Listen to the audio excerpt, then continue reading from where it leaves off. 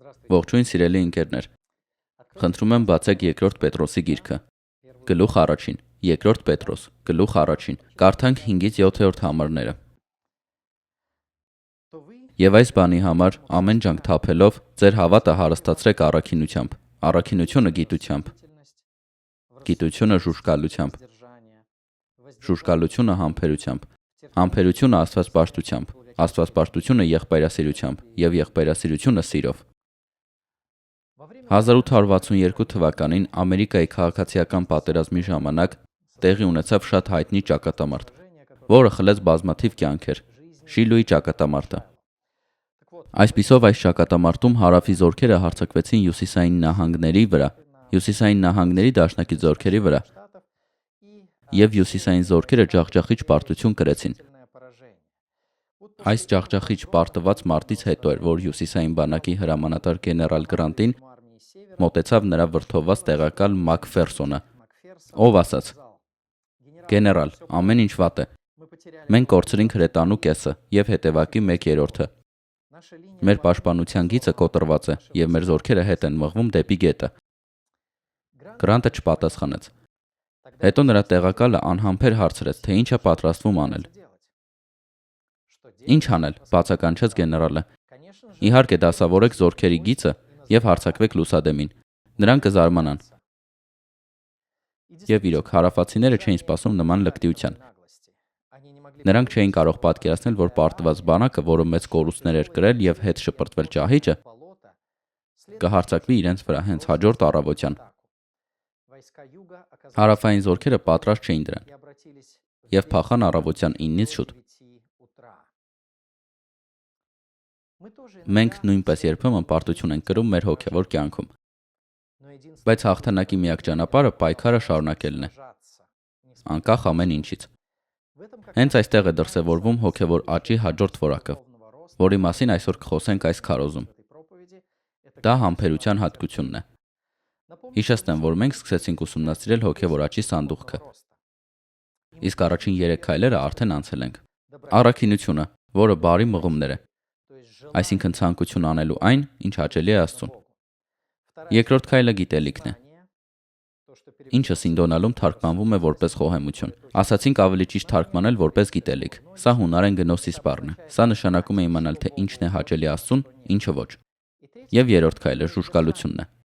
Զերծ մնալ այն ամենից, ինչը Աստծուն հաճելի չէ։ Իսկ այսօր մենք կանցնենք հաջորդ քայլին՝ համբերությանը։ Ինչպես այստեղ կարդացինք, եւ այս բանի համար ամեն ջանք թափելով ձեր հավատը հարստացրեք առաքինությամբ, առաքինությունը գիտությամբ, այսինքն իմացությանը, գիտությանը, շուշկալությամբ։ Եվ ահա հաջորդ 4-րդ քայլը՝ համբերություն շուշկալության մեջ։ Եկեք նախ խոսենք այն մասին, թե ինչ է նշանակում համբերություն։ Բնօրինակ հունարենում այս բառի փոխարեն գրված է հուպոմենե բառը։ Այս տերմինը գալիս է մենո, ես մնում եմ բայից, և հուպո, տակ նախածանցից։ Ստացվում է մնալ ինչ-որ բանի տակ, շարունակել մնալ ինչ-որ բանի տակ։ Համբերությունը հուպոմոն են։ Ճնշման տակ մնալու, բեռը կրելու կարողությունն է։ Առանց սեփական պարտականությունները թոթափելու կամ պարտքը անտեսելու։ Սա դժվարություններին, փորձություններին, նյութական աղքատությանը, աշխատանքի կորստին հաղթահարելու կարողությունն է։ Դա անեծքներին, ծեծերին, հալածանքներին, բանտին, աքսորին, ստրկությանը, թյուրիմացությանը և մենակությանը, ցավին և դավաճանությանը, անհաջողություններին, անկումներին և մեղքերին հաղթահարելու կարողությունն է։ Այս կարողությունը լինել համբերատար, անբարենպաստ հանգամանքների ճնշման տակ մնալու, չփախչելու և հույսը չկորցնելու և չհանձնվելու կարողությունը, երբ ձեզ ճնշում են գայթակղությունները, դժվարությունները և ցանկությունները, անբարենպաստ հանգամանքները և այլն։ Այս կարողությունը շարունակել տանել, մնալ անբարենպաստ գործոնների լծի տակ։ Այս կարողությունը կապված է ներքին ամրության հետ, որ Սուրբ Հոգին արտադրում է մեր մեջ։ Եփեսացիս 3:16-ում Պողոս առաքյալը աղոթքում ասում է. որպեսզի ըստ իր հարուստ փառքի զորության տա ձեզ իր հոգու միջոցով ներքնապես ամրանալու։ Պողոսն ասում է, որ մեր ներքին մարդը, այսինքն այն, ինչ մենք ներսում ենք, մեր սիրտը, մեր հոգին, պետք է ուժեղ լինի։ Եվ նա աղոթում է, որ Աստված օգնի մեզ հաստատվելու Սուրբ Հոգու զորությամբ ներքին մարդու մեջ։ Սա ցույց է տալիս, որ հոգին ի վիճակի է մեր ներքին մարդուն փոխանցել այս միջուկը, այս ամրությունը, որը թույլ կտա մեզ չկռվել անբարենպաստ հանգամանքների ճնշման տակ, չնահանջել որոշ գայթակղությունների առաջ, այլ շարունակել կառչել։ Միքիա մարգարեի 3-րդ գրքում 8-րդ հատվածում մարգարեն ասում է. «Սակայն ես լցված եմ զորությամբ, Տիրոջ հոգով, նաև դատաստանով և ուժով, որպեսզի Հակոբին ծանուցեմ իր հացանքը և Իսրայելին իր մեղքը»։ Մարգարեն ուներ այս ներքին ուժը, չկռվելու անբարենպաստ գործոնների առաջ։ Եվ նա նույնիսկ պատրաստ էր դիմադրել ողջ ժողովրդին ու իսրայելցի ժողովրդին ասել իր հանցանքն ու մեղքը։ Դավիթ մարգարեն, Իսրայելի մարգարեն, Իսրայելի թագավոր Դավիթը 50-րդ Սաղմոսում իր ապաշխարության Սաղմոսում գրում է։ Դա Սաղմոս 50-րդ հատված 14-ն է։ Գոհության ընծա մատուցիր Աստծուն և կատարիր քո ուխտերը բարձրյալի առջև։ Այսինքն հաստատիր ինձ։ Դավիթը հասկանում է, որ երբ նա մեղքի մեջ ընկավ, երբ Բերսաբեի հետ ընկավ մեղքի մեջ, ապա դա հանգեցրեց հետագա մեղքերի։ Նա ներքին ուժ չցուցաբերեց։ Նա ներքուստ տկար էր։ Տրվեց գայթակղություններին։ Եվ հիմա, երբ նա զղջում էր իր այս մեղքի համար, խնդրում է, որ Աստված իշխող ոգով զորացնի իրեն, այսինքն ամուր դարձնի, կարողանա դիմակայել գայթակղությանը։ Գայթակղությանը դիմակայելու այս կարողությունը հենց այս ներքին ուժն է, այս ներքին միջոկը։ Ահա թե ինչով է տարբերվում հաղթանակած քրիստոնյան պարտություն կրողից։ Ներքին ուժն այն է, ինչը տարբերում է հաղթած քրիստոնյային պարտվածից։ Եվ այսպես Պողոսը այսպիսի ցանկություն է հայտնում Կորինթոսի եկեղեցուն։ Ա Կորինթացիս 16:13։ Արթուն եղեք հավատքի մեջ, հաստատուն մնացեք, արիացեք ու զորացեք։ Ներքին միջուկի ամրության այս հատկությունն այն է, ինչ արտահայտվում է Պետրոսի 2-րդ նամակում համբերություն տերմինով։ Համբերություն ժուժկալության մեջ։ Իդեպ, ուշադրություն դարձնենք այս բոլոր որակների փոխհարաբերություններին։ Պետրոսի 2-րդ թուղթը ուսումնասիրելիս մենք փորձում ենք հետևել յուրաքանչյուր արտահայտությանը եւ նրանց փոխհարաբերություններին, հեղինակի մտքի շարժմանը։ Սա շատ կարևոր է հասկանալու համար, թե ինչպես է ընդհանուր առմամբ տեղի ունենում հոգևոր աճը, ինչ բաղադրիչներից է այն բաղկացած եւ ինչպես են այդ բաղադրիչները աշխատում միմյանց հետ։ Կարդում ենք. «Եվ այս բանի համար ամեն ջանք թափելով ձեր հավատը հարստացրեք առաքինությամբ, առաքինությունը գիտությամբ, գիտությունը ժուժկալությամբ, ժուժկալությունը համբերությամբ»։ Առաջին հերթին հոգևոր աճի համար մեզ անհրաժեշտ է հավատքի հիմք։ Ցույց տուր քո հավատքում։ Հավատքն է, որ թույլ է տալիս նորից ծնվել եւ դառնալ նոր մարդ, ունակ հոգևոր աճի։ Նման հավատ չունեցող մարդը չի կարող աճել։ Նա, ով չի ծնվել, չի կարող աճել։ Նա, ով հավատ չունի, չի կարող հոգեպես աճել։ Եվ հետո մենք պետք է առաքինություն ավելացնենք հավատքին։ Ցույց տուր առաքինություն քո հավատքի մեջ, այսինքն Աստծուն հնազանդվելու ցանկությունը։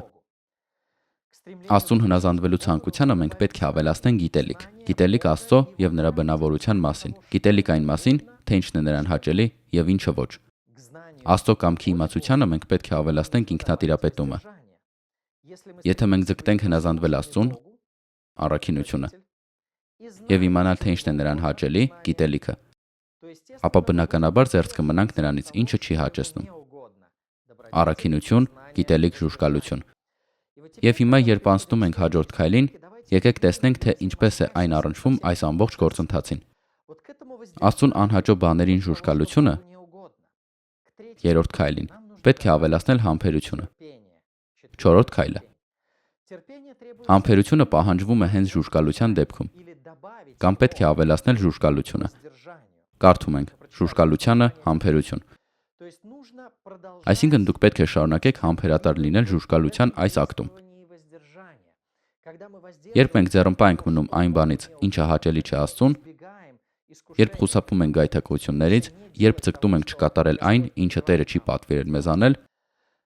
մենք պետք է համբերատար լինենք դրանում։ Բայց իրականում անօգուտ կլիներ մեղքից զերծ մնալ ընդամենը 5 րոպե։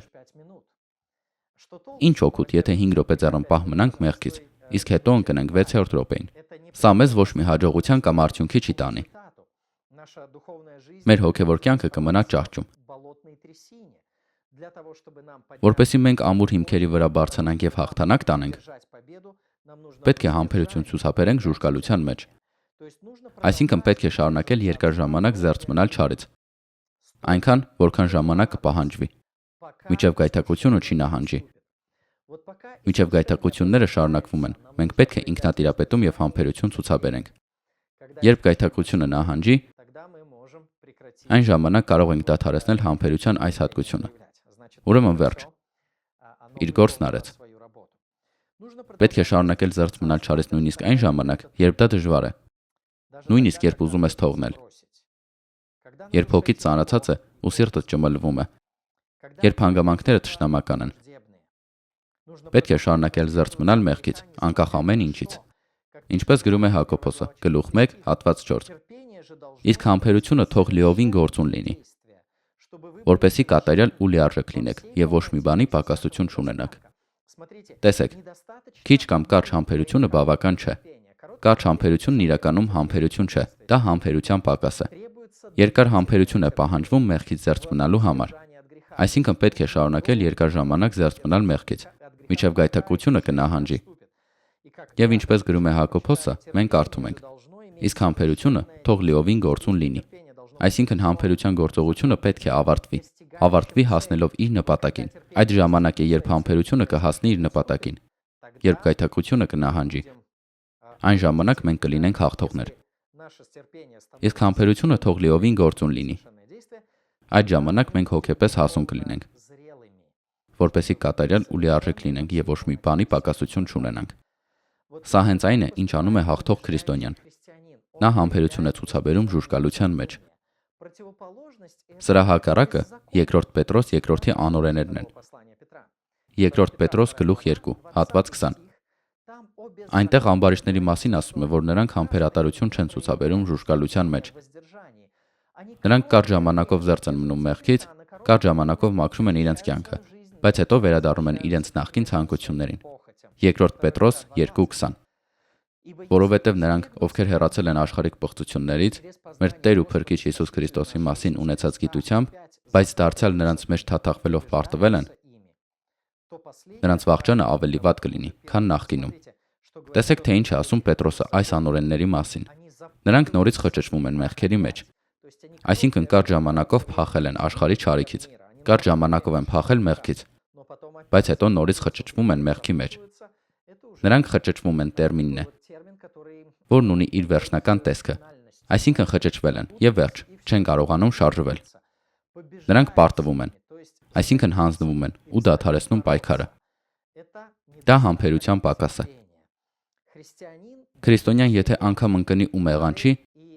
թեկուզ թերանա իր հոգևոր աճի մեջ, նա վեր է կենում եւ շարունակում է պայքարել։ Այս կարողությունը շարունակել փորձել, նույնիսկ երբ դուք ձախողվում եք, այն է, ինչը բաժանում է վերստին ծնված քրիստոնյային չվերածնվող կրոնական օրինազանցից։ Կարծում եմ պատմության ամենահայտնի մարդկանցից մեկի, Աբրահամ Լինքոլնի օրինակը շատ հետաքրքիր է։ Այս մարդն իր կյանքում շատ է ձախողվել։ Իր կյանքի երկար ժամանակահատվածներում գրեթե ամեն տարի նա ինչ-որ անհաջողություններ էր ունենում, բայց շարունակում էր առաջ գնալ։ Ես կարդացի մի այսպիսի բան.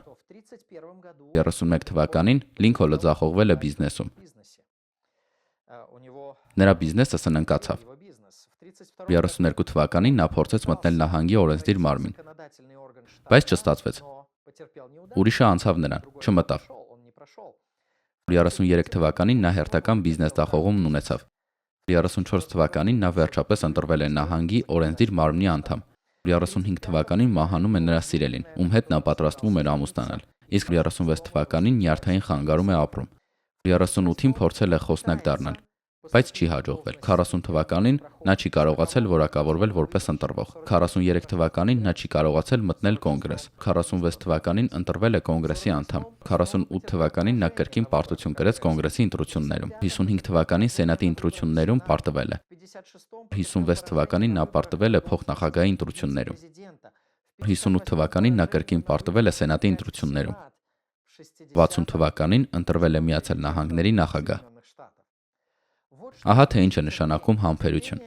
Համբերությունը նշանակում է շարունակել պայքարել, չնայելով անհաջողությանը, եւ նման համբերությունը վարձատրվում է։ Հիմա նայենք հաջորդ հարցին։ Եկեք խոսենք այն մասին, թե ինչու է կարևոր համբերությունը։ Ես ձեզ 7 պատճառ կբերեմ, թե ինչու է աստվածաշնչյան տեսակետից քրիստոնյայի համար շատ կարևոր զարգացնել համբերության այս հատկությունը։ Առաջին պատճառն այն է, որ առանց համբերության անհնար է հետևել Տիրոջը։ Եբրայեցիս 12:1 Ուստի մենք էլ, որ շրջապատված ենք վկաների այսչափ բազմությամբ, այսինքն 5 կտակարանի այն սրբերը, ովքեր արդեն անցել են այս ճանապարհը,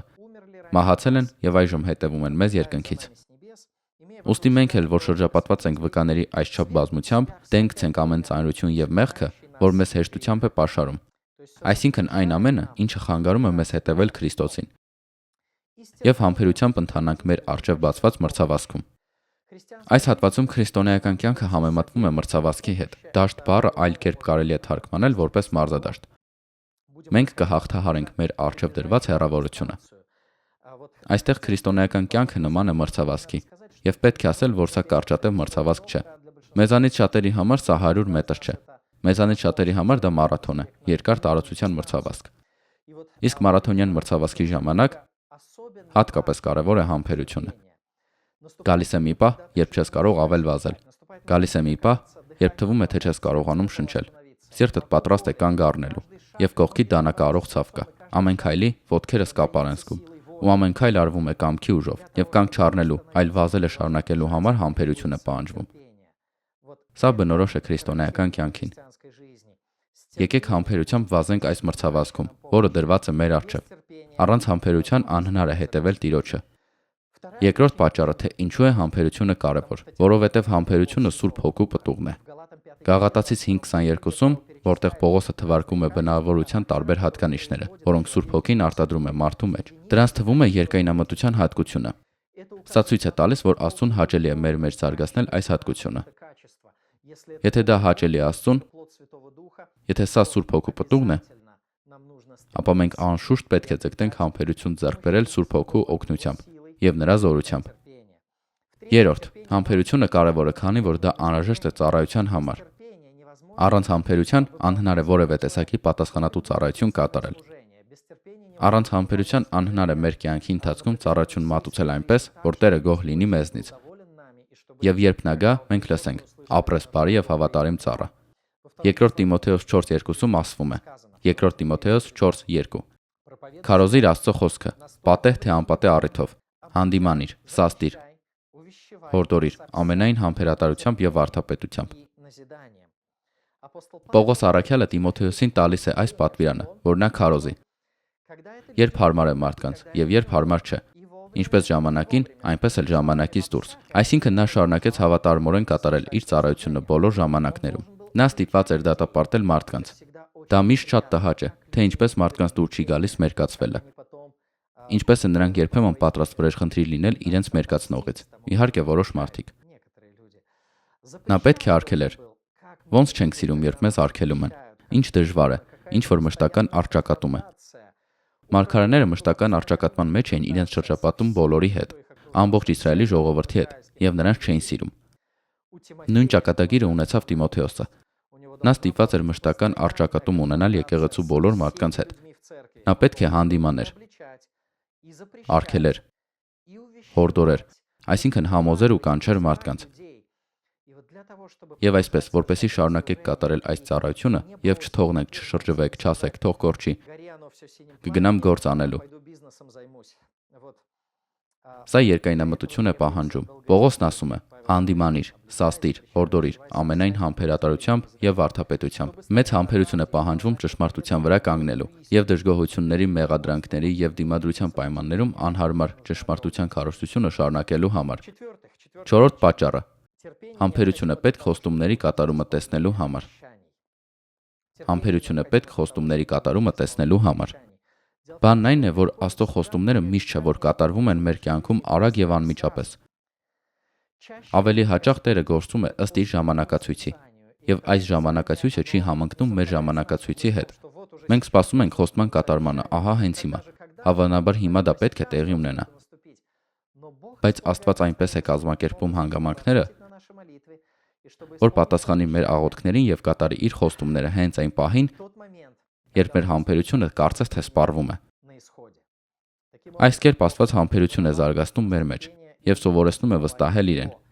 Խոստումները կատարելու համար համբերություն է պետք եւ երբ է ի վերջո իրականանալու Աստծո բոլոր խոստումները։ Քրիստոսի երկրորդ գալուստին, երբ նա հաստատի իր թագավորությունը երկրի վրա։ Այն ժամանակ նրա տված բոլոր խոստումները լիովին կկատարվեն եւ կիրականանան։ Եվ մեզ պետք է համբերություն, սպասելու Քրիստոսի գալուստին եւ տեսնելու այս բոլոր խոստումների կատարումը։ Եբրայեցիս գլուխ 6, հատված 12, Եբրայեցիս 6:12։ Որպեսզի չծուլանաք, այլ հավատով ու համբերությամբ խոստումները ժառանգողներին նմանվեք։ Տեսեք, հավատքի եւ համբերության միջոցով նրանք ժառանգում են խոստումը։ Որպեսզի տեսնեք, որ Աստծո խոստումները կատարվում են ձեր կյանքում, ձեզ հարկավոր է երկայնամտություն։ Եբրայեցիս գլուխ 10, համարներ 36-37։ Ձեզ համբերություն է պետք։ Ավելի պարզ ասում է Եբրայեցիների հեղինակը։ Ձեզ համբերություն է պետք, որպեսզի Աստծո կամքը կատարելով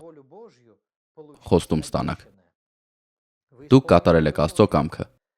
Տերը խոստանում է ձեզ վարձատրություն դրա համար։ Եվ ձեզ պետք է համբերություն, որպեսզի Աստծո կամքը կատարելուց հետո ստանաք խոստումը։ Մի փոքր միայն, մի փոքր ժամանակ ևս, եւ նա ով գալու է, կգա ու չի ուշանա։ Ինչպես արդեն ասացի, Աստծո բոլոր խոստումները լիովին կկատարվեն Քրիստոսի գալուստով։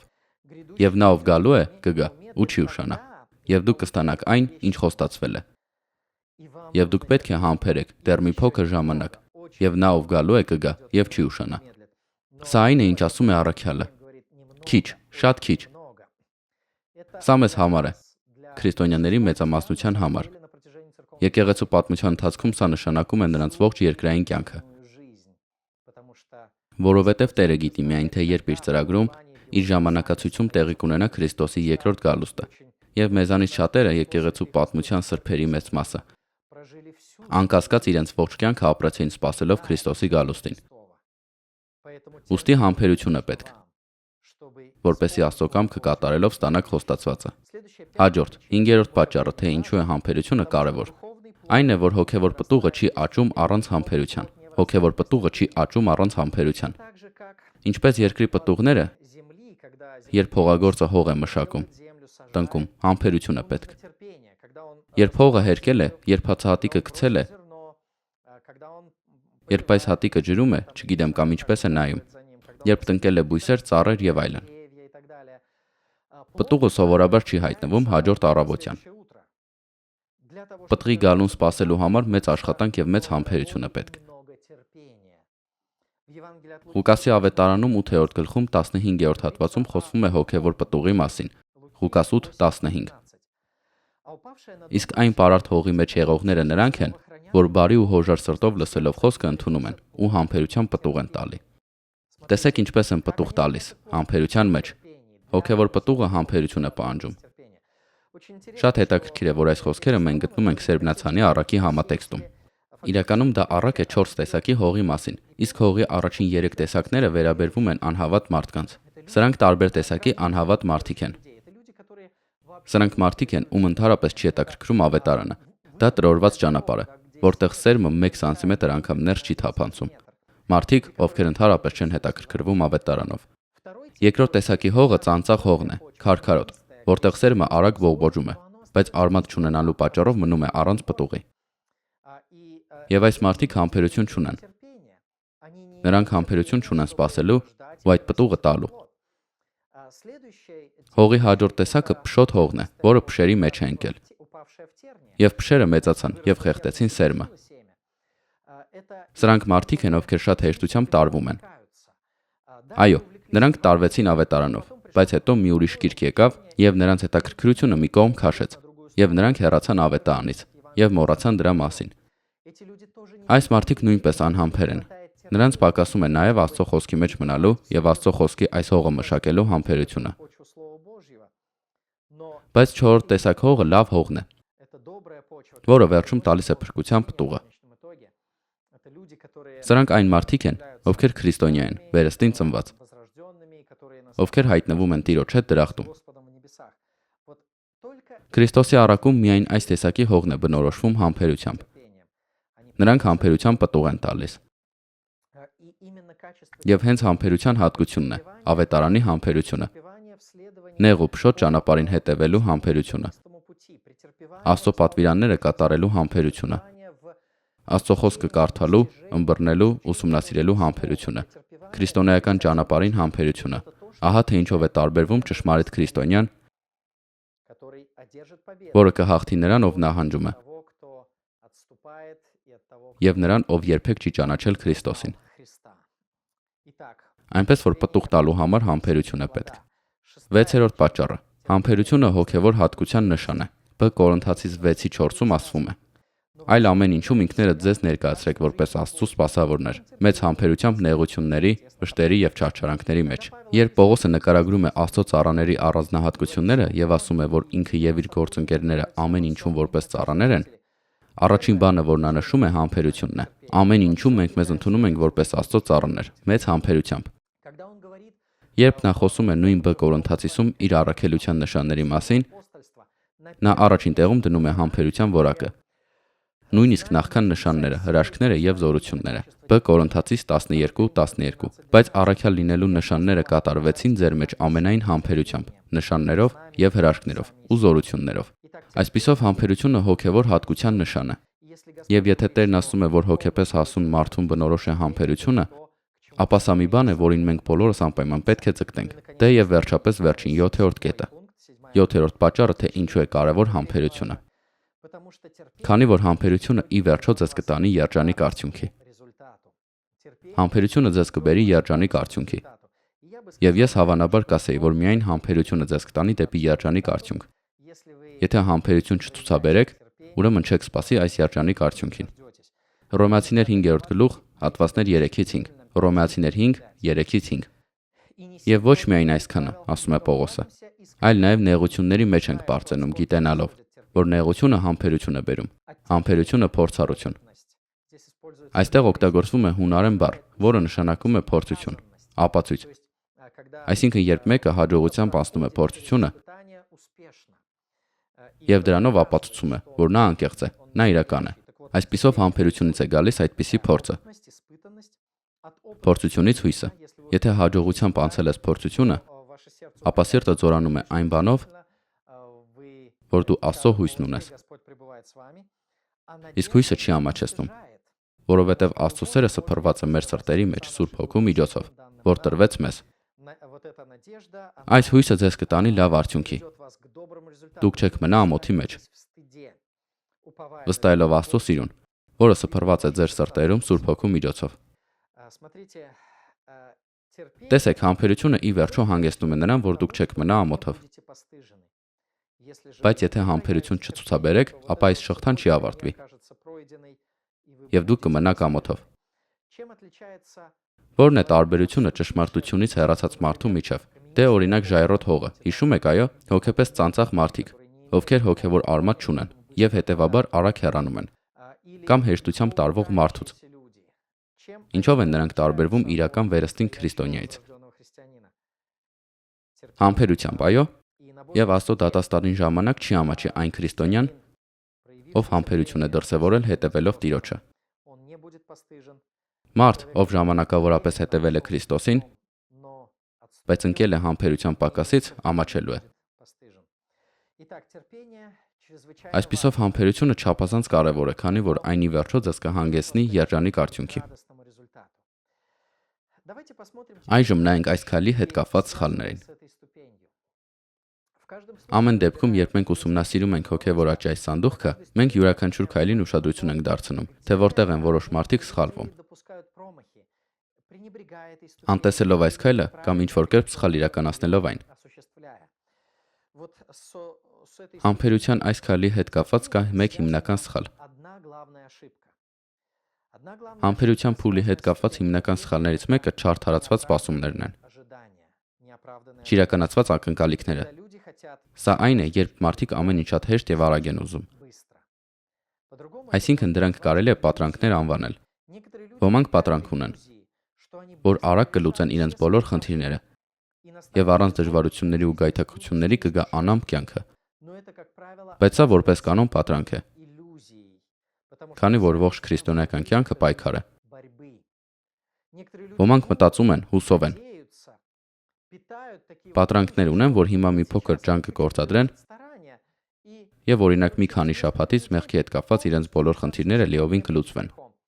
Կամ 1 տարուց, օրինակ նրանք այլևս կարիք չեն ունենա պայքարելու գայթակղությունների դեմ, կամ որոշ կոնֆլիկտային իրավիճակների կամ բնավորության հետ կապված խնդիրներ շատ արագ կլուծվեն, եւ մարդիկ սպասում են այս արագ լուծումներին։ Բայց սա պատրանք է, քանի որ ողջ քրիստոնեական կյանքը պայքար է։ Եվ այս պատրանքի պատճառով շատերը հիասթափվում են, կորցնում հույսը եւ ավելի արագ ընկնում։ Մի անգամ ես կարդացի մի հետաքրքիր պատմություն։ Իրական պատմություն։ Վիկտոր Ֆրանկլ անունով ավստրացի հոգեբույժի մասին։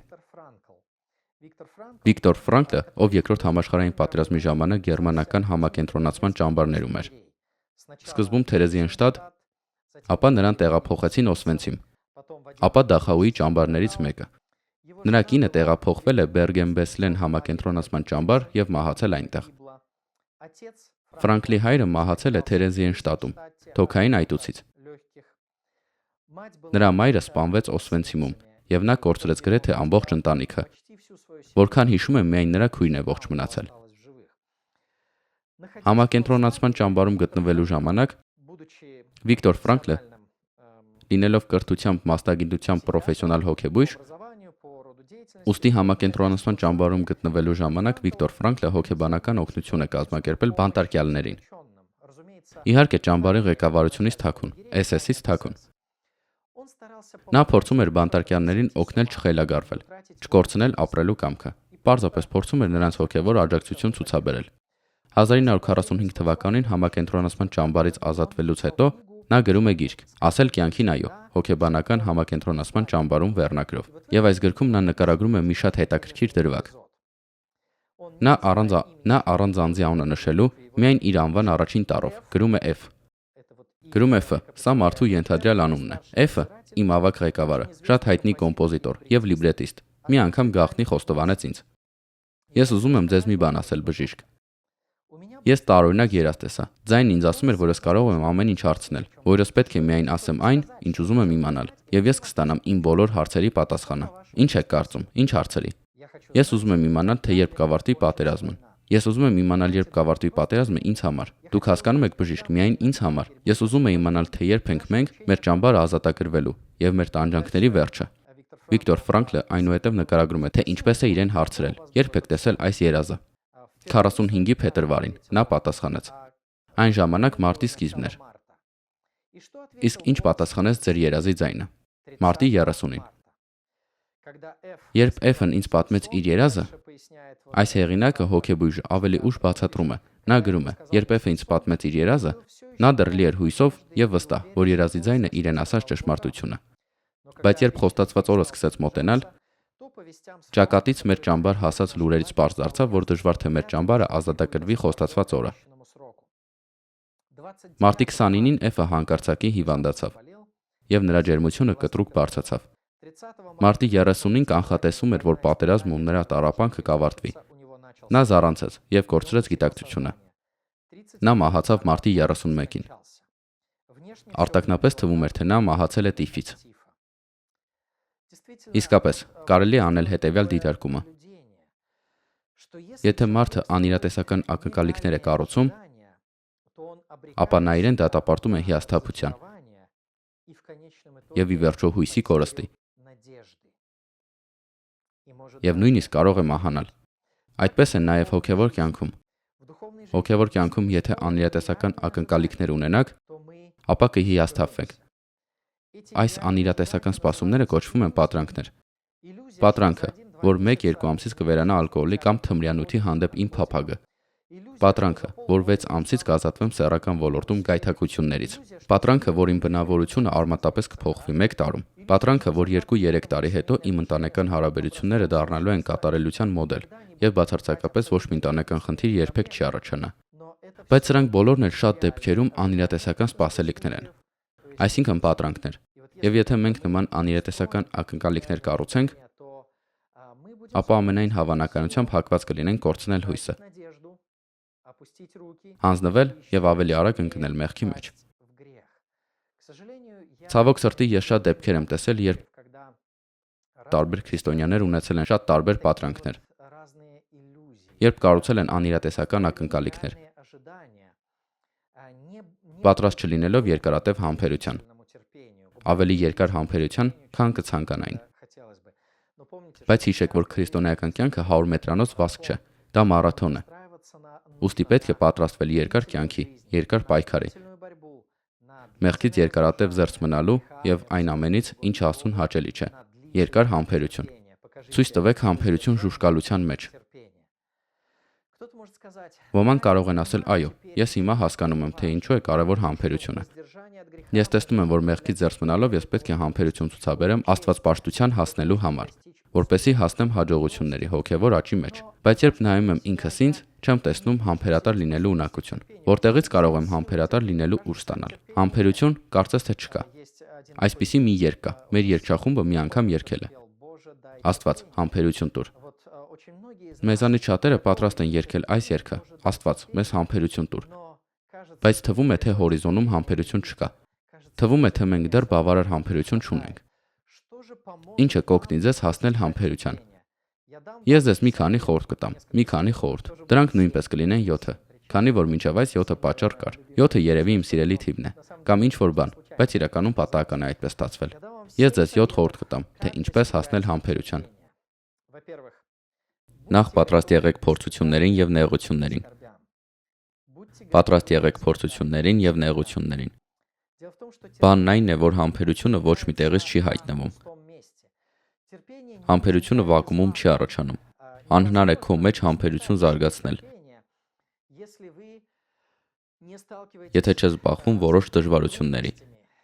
եթե չես զբաղվում համբերությունը ստուգող հանգամանքների։ Համբերությունը սովորում են փորձությունների միջոցով։ Դե ճիշտ այնպես, ինչպես մկանները կառուցվում են վարժությունների միջոցով։ Կատարողականը բարձրանում է մարզումների միջոցով։ Տոկունությունը վազքի ժամանակ։ Օրինակ ավելանում է վազքի, երկար վազքի միջոցով, երբ ստիպված ես քեզ ստիպել վազել եւ այլն։ Նույն կերպ քրիստոնեական կյանքի բոլոր առումներով համբերությունը մեղքի դեմ պայքարում մարզվում է վշտերի ու փորձությունների միջոցով։ Ահա թե ինչու Սուրբ գրքում ասվում է. Հակոբոս 1, համարներ 2-4։ Հակոբոս 1, համարներ 2-4։ Լիարժեք ուրախություն համարեք, եղբայրներ, երբ տարատեսակ փորձանքների մեջ ընկնեք։ Այստեղ գայթակղությունները նշանակում են ոչ թե մեղքի գայթակղություններ կամ ինչ-որ հմայք, այլ դժվարություններ եւ փորձություններ, քանի որ դա պարզ է դառնում ավելի ուշ։ Այսպիսով լիարժեք ուրախություն համարեք, եղբայրներ, երբ տարատեսակ փորձանքների մեջ ընկնեք։ Ինչու՞։ Իմանալով, երրորդ համարը, որ ձեր հավատի փորձությունը համբերություն է առաջացնում։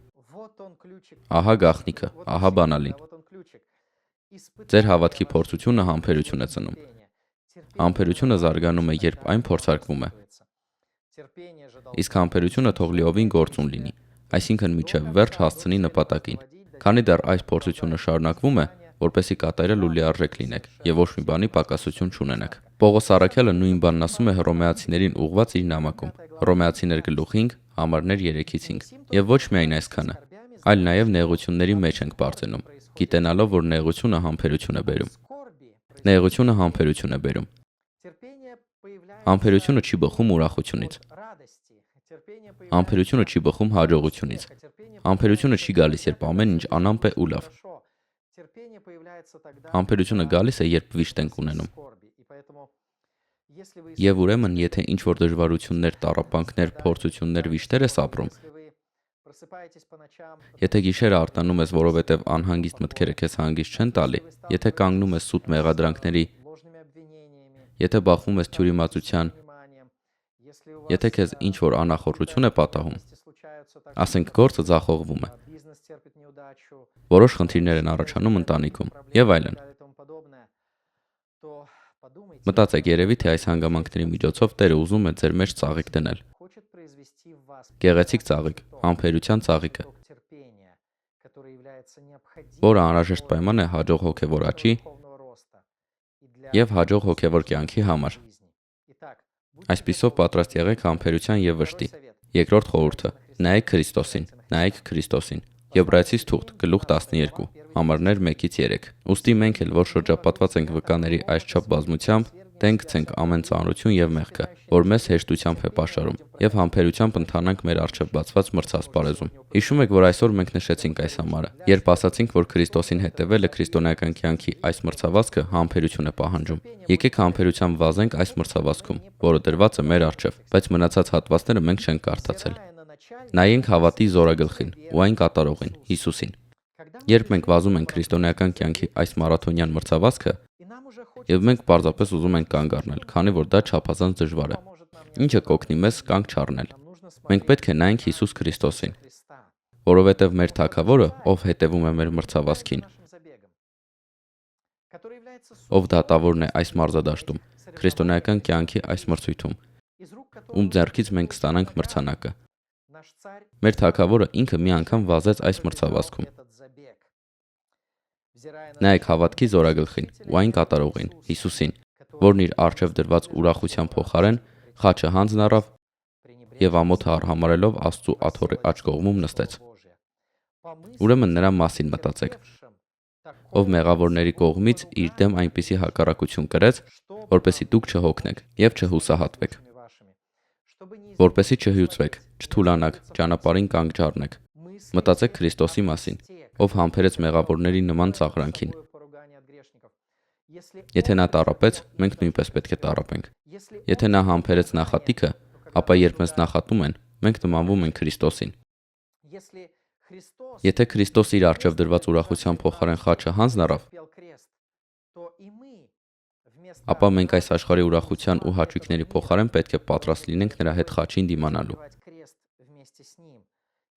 Եվ երբ մենք նայում ենք, որ մեր Թագավորը, մեր դատավորը, ում ձեռքից մենք կստանանք պարգևը, նա մեզանից առաջ անցավ այս ճանապարհով եւ հաջողությամբ քայլեց եւ օրինակ ցույց տվեց, ապա սա պետք է մխիթարի մեզ։ Քրիստոսին նայելը ամրեցնում է մեր համբերությունը։ Եկեք համբերությամբ վազենք այս մրցավազքում, որը դրված է մեր առջև, նայելով Հիսուսին, մեր հավատքի հեղինակին ու ավարտողին։ Հաջորդ, երրորդ խորհուրդը. ոգեշնչվեք նրանց օրինակներով, ովքեր համբերել են։ Ոգեշնչվեք նրանց օրինակներով, ովքեր համբերել են։ Հակոբոս գլուխ 5, համարներ 10-11։ Այս մասին գրում է ինքը Հակոբոսը. Եղբայրներ, չարչարանքի ու համբերատարության օրինակ ունեցեք մարգարեներին, որոնք Տիրոջ անունով քարոզեցին։ Ահա համբերողներին երանի ենք տալիս։ Հոբի համբերության մասին լսել եք եւ տեսել եք նրա վերջը, որովհետեւ Տերը բազմագութ է եւ ողորմած։ Նա մեզ հրավիրում է օրինակ վերցնել տառապանքից եւ համբերությունից։ Այսինքն, երբ մենք ինքներս շատ ենք տառապում, երբ տանջվում ենք, երբ մեզ համար դժվար է, եւ մեր համբերությունը փորձության է ենթարկվում, եւ մեզ համար դժվար է դիմանալ, Հակոբոսը հրավիրում է օրինակ վերցնել մեզ համար չարչարանքի ու համբերատարության օրինակ։ Ունեցեք մարգարեներին, եւ նա ասում է. Հոբի համբերության մասին լսել եք եւ տեսել Տիրոջով նրա վերջը։ Սիրելի ընկերներ, նայեք Սուրբ գրքի մարգարեների կյանքը, 5 տակարանի մարգարեներին։ Նայեք Հոբի կյանքին եւ կտեսնեք, թե որքան չարչարվեցին նրանք։ Ձեզ թվում է, որ դուք շատ եք տանջվում։ Թվում է, թե ձեզ ոչ ոք չի հասկանում եւ որ ոչ ոք երբեք նման ծանր իրավիճակում չի հայտնվել։ Բայց եթե դուք կարդաք 5 տակարանի մարգարեներին, ապա կտեսնեք, որ իրականում ձեզ հեշտ է նրանց համեմատ։ Եթե կարդաք Հոբի գիրքը եւ համեմատեք ձեր վիճակը նրա հետ, ամենայն հավանականությամբ կխոստովանեք, որ հեռու եք Հոբի տառապանքներից։ Եվ հետո հասկանում ենք, որ իրականում մեր տառապանքը այնքան էլ մեծ չէ։ Իսկ մյուսների օրինակը, ովքեր դիմացել են, մեզ ոգեշնչում է։ Այսպիսով կարդացեք 5 տակարանի մարգարեների գրքերը։ Կարդացեք Հոբի գիրքը։ Կարդացեք այլ քրիստոնյաների կենսագրությունները եկեղեցու պատմությունից, անցյալ տասնամյակի եւ նույնիսկ դարերի այլ քրիստոնյաների կենսագրությունները, որոնք շատ են տառապել, ինչպես Հակոբոսն է ասում այստեղ։ Մենք օրհնում ենք նրանց, ովքեր դիմացել են, այսինքն համարում ենք երջանիկ, քանի որ նրանք այս ամենին դիմացել են եւ հիմա դրա դիմաց վարձատրություն են ստանում։ Ոգեշնչվեք այլ մարդկանց օրինակներով, ովքեր դիմացել են։ 4-րդ խորհուրդը. ուժ եւ մխիթարություն քաղիր Աստվածաշնչից։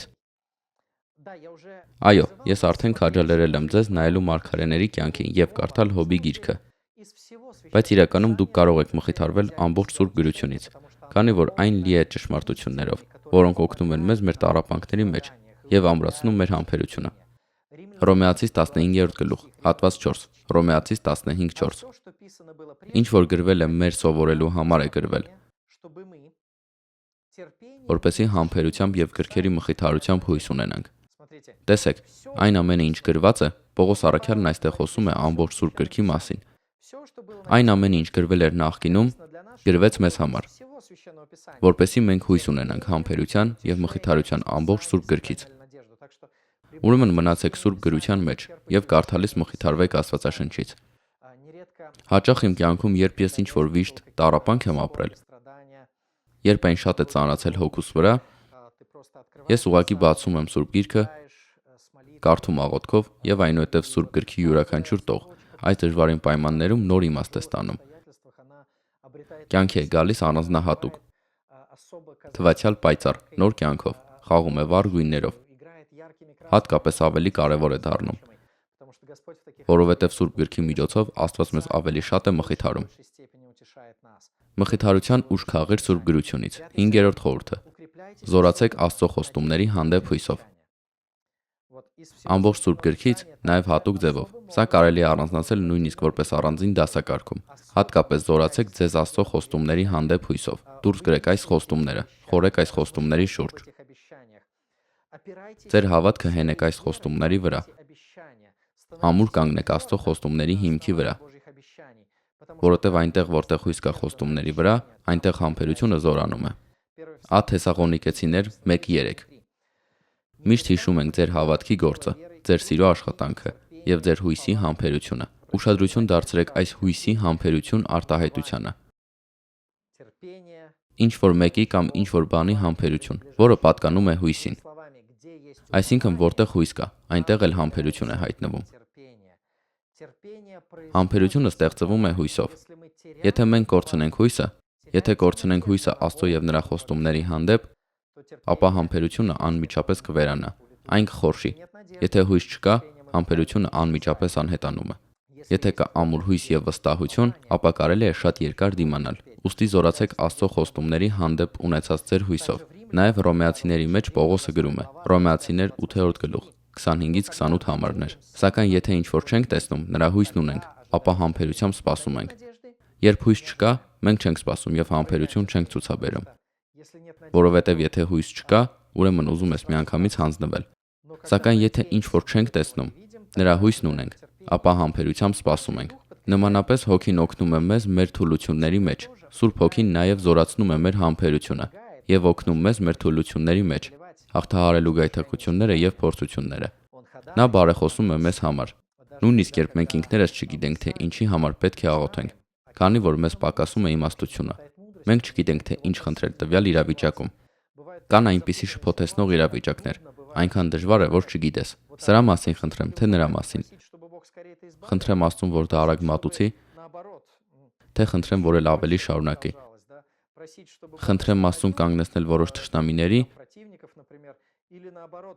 թե ընդհակառակը խնդրեմ, որ Աստված շարունակի աշխատել իմ վրա նրանց միջոցով։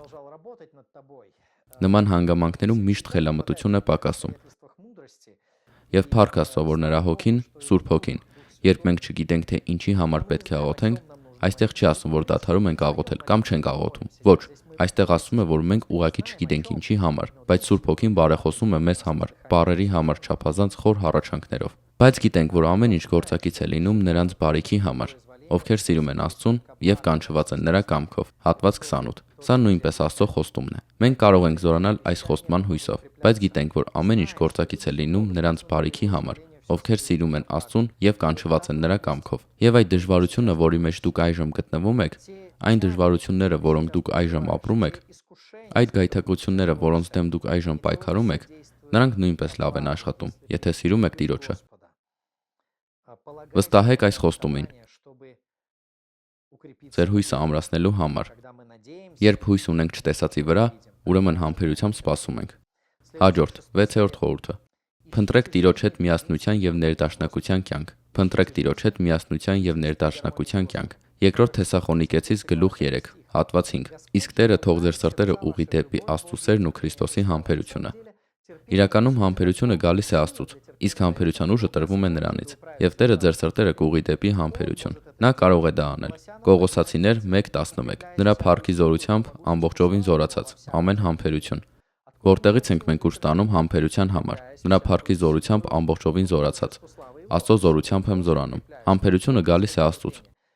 Հռոմեացիներ 15:5 Աստված ձեզ համբերություն կտա։ Եվ այսպես շարունակ։ Աստված ինքն է կոչվում համբերության Աստված, եւ նա է համբերության աղբյուրը։ Գաղատացիս 5-րդ գլուխ, հատված 22։ Մենք արդեն տեսանք, որ հոգու պտուղը երկայնամտությունն է։ Սուրբ Հոգուց, Սուրբ Հոգին համբերություն է արտադրում մեր մեջ։ Այդ թվում տարբեր տառապանքների ու փորձությունների միջոցով եւ այլն։ Բայց սա նրա զորությունն է։ Հետևաբար համբերության համար ուժ ստանալու համար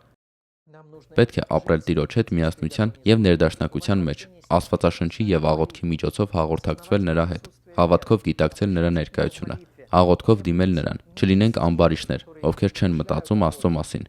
այլ ընդհակառակը լինել նրա երկրպագուն, մտածելով նրա մասին թե գիշեր, թե ցերեկ։ Փնտրեք Տիրոջ հետ միասնության եւ ներդաշնակության կյանք, եւ այդ ժամանակ ձեր համբերությունը կամրապնդվի։ Դե եւ վերջապես վերջին 7-րդ խորհուրդը։ Հիշեք, որ հաջողությունը երբեք չի գալիս առանց ջանքերի։ Հիշեք, որ հաջողությունը երբեք չի գալիս առանց ջանքերի։ Հաջողությունը երբեք չի գալիս առանց սխալների։ Հաջողությունը երբեք չի գալիս առանց ձախողման։ Եվ դա գրեթե երբեք չի գալիս առաջին անգամից։ Գրեթե երբեք չի գալիս առաջին անգամից։ Քրիստոնյա ընկերներիցս մեկը վարորդական իրավունքի վկայականի քննությունը հանձնելու համար, որ ինքնուրույն հանձնի վարորդական թեստը, առանց կաշառքի, առանց խղճի խայթի, նա այս թեստը հանձնեց գիտեք քանի անգամ։ 13 անգամ։ Նա 13 անգամ հանձնեց այս քննությունը։ Եթե նա կանգ առներ 12-րդ անգամի վրա, նա հաջողություն չէր տեսնի։ Եթե 12-րդից հետո, երբ 12-րդ անգամ անցավ թեստը եւ ձախողվեց, եթե ասեր դե վերջ, ես արդեն փորձել եմ այն ամենը, ինչ հնարավոր է։ Իսրայելի 12 ցեղեր, 12 առաքյալներ։ Ես չգիտեմ, թե ուրիշ ինչ կա 12 թվի հետ կապված։ Մեկ տարվա մեջ 12 ամիս։ Ես արդեն գերազանցել եմ ամեն ինչ, ես փորձել եմ ամեն ինչ։ Ամեն ինչ, ես այլևս չեմ կարող դա անել։ Եթե նա կանգ առներ 12-րդ անգամից հետո, այո, կմտածեր 13-ը դժբախտ թիվ է։ Եթե կանգ առներ 12-րդ անգամից հետո, հաջողություն չէր տեսնի։ Բայց 13-րդ անգամ եկավ քննության, ջանք գործադրեց եւ 13-րդ փորձը ինքն իրեն հանձնեց, առանց խիղճը զիջելու։ Եվ այս ամենը հիանալի օրինակ է քրիստոնյայի համար։ Հիշեք, որ հաջողությունը երբեք չի գալիս առանց փորձելու, առանց սխալների, առանց ձախողումների։ Այնպես որ եթե նույնիսկ ձախողվում եք, վեր կաց, փոշին մաքրիր, շարունակիր առաջ գնալ, շարունակիր փորձել։ Մի անգամ մի պատմություն կարդացի մի տղայի մասին, ով սկսեց շատ ուշ խոսել։ Նրա ծնողները կարծում էին, որ նա այնքան էլ նորմալ չէ, որ նա դպրոցում լավ չի սովորում։ Ուսուցիչները նրան համարում էին բոլորովին ոչ պիտանի սովորելու։ Դասընկերները խուսափում էին նրանից եւ չէին ուզում խաղալ նրա հետ։ Երբ նա ավարտել էր դպրոցը եւ փորձեց ընդունվել համալսարան, ընդունելության քննություններին մաթեմատիկան լավ գրեց, բայց բուսաբանության եւ ֆրանսերենի քննությունները ձախողեց, ինչը թույլ չտվեց նրան առաջին իսկ փորձից ընդունվել Ցյուրիխի պոլիտեխնիկական համալսարան։ Համալսարանի տնօրենը նրան խորհուրդ է տվել վերադառնալ դպրոցներից մեկը եւ նորից ավարտել վերջին դասարանը։ Այսինքն խորհուրդ է տվել վերադառնալ երկրորդ տարում։ Նա հետևեց այս խորհրդին եւ նորից սովորեց դպրոցի վերջին դասանում։ Հաջորդ տարի նա կարողացավ ընդունվել համալսարան։ Նա ավարտել է համալսարանը։ Նա լավ է սովորել, բայց ոչ փայլուն։ Եվ նրա ուսուցիչները չէին ցանկանում օգնել նրան գիտական կարիերայով զբաղվելու համար, քանի որ նրանք դրա մեջ մեծ իմաստ չէին տեսնում, մեծ ապագա չէին տեսնում։ Սակայն ժամանակի ընթացքում նա շարունակեց ջանքեր գործադրել, եւ ժամանակի ընթացքում դարձավ աշխարհահռչակ գիտնական։ Ավելին, նա դարձավ թերևս աշխարհի ամենահայտնի գիտնականներից մեկը։ Նրա անունը Ալբերտ Էյնշտեյնն է։ Տեսեք, նույնիսկ նման մեծ ու նշանավոր գիտնականները ամեն ինչին հեշտ ու անմիջապես չէին հասնում, բայց պետք էր համբերություն դրսևորել։ Եվ եթե Տերը դա տալիս է Ալբերտ Էյնշտեյնի նման մարդկանց, ապա առավել ևս իր զավակներից մեր Թագավորը, Տերը, ով ստեղծել է երկինքն ու երկիրը, համբերություն է ակնկալում։ Նա մեզ ուղարկում է տարբեր տեսակի դժվարություններ եւ փորձություններ, որպեսզի մենք կարողանանք հաղթահարել այդ դժվարությունները, որպեսզի ժուժկալության մեջ շարունակենք կիրառել համբերություն եւ դրանով իսկ հանել բարեպաշտություն։ Ինչ որ մեկն ասաց, որ կյանքի ամենակարևոր դասերից մեկն այն է, որ հաջողությունը պետք է նորից ու նորից ձեռք բերել։ Դրան չի կարելի հասնել մեկընդմիշտ։ Իրավի, հաջողության չի կարելի մեկընդմիշտ հասնել եւ հետո հանգչել այս հաջողության դափնիների վրա։ Սկսվում է նոր օր եւ սկսվում է նոր պայքար։ Նույնիսկ եթե այսօր հաղթահարել եք գայթակղությունը, վաղը վեր կենալով պետք է պատրաստ լինեք նոր կռվի եւ նոր պայքարի։ Եղեք համբերատար ձեր ժուժկալության մեջ։ Հաջողությունը հավերժ չէ։ Բայց մխիթարվեք նրանով, որ անհաջողությունն էլ հավերժ չէ։ Եթե շարունակես ջանք ու եռանդ գործադրել, եթե համբերություն ցուցաբերես ժուժկալության մեջ, ապա մի օր կվերջանա անհաջողությունը եւ կգա հաջողությունը, հաջողություն հոգեվոր կյանքում, որովհետեւ Տերն արդեն տվել է ձեզ, ինչպես վերևում կարդաց ենք Պետրոսի 2-րդ նամակում, այն ամենը, ինչ հարկավոր է կյանքին եւ աստվածպաշտությանը։ Օգտագործելով դրա պաշարները շարունակեք համբերություն դրսևորել ժուժկալության մեջ։ Իսկ հետո հաջողություններ հոգեվոր կյանքում, հաջողություններ հոգեվոր աճում։ Ձեր կյանքի վերափոխման մեջ, հաղթանակ մեղքի նկատմամբ, այն խնդիրների լուծումները, որոնք Տերն ուզում է լուծել։ Դա վաղ թե ուշ կգա։ Թող Տերը օրհնի մեզ հետևելու այս կարևոր սկզբունքին ժուժկալության մեջ։